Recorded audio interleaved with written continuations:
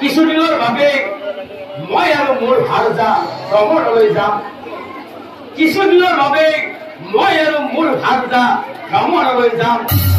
আৰু সেই মোৰ এই এশ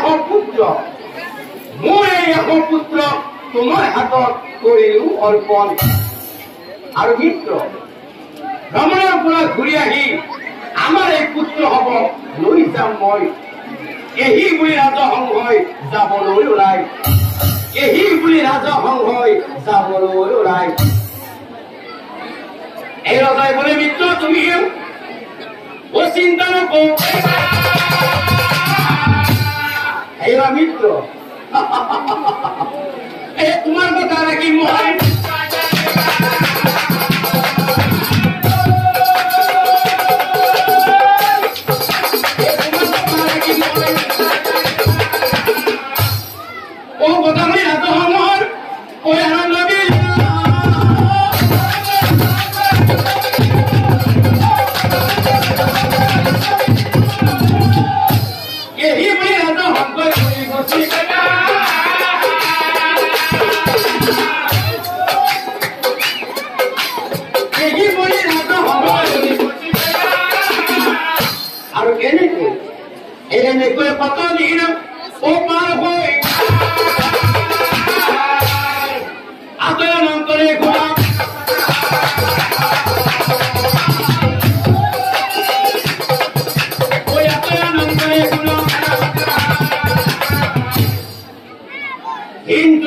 লিখন নাযায় খণ্ডন।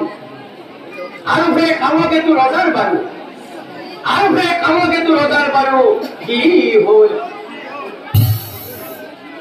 বিধিৰ লিখন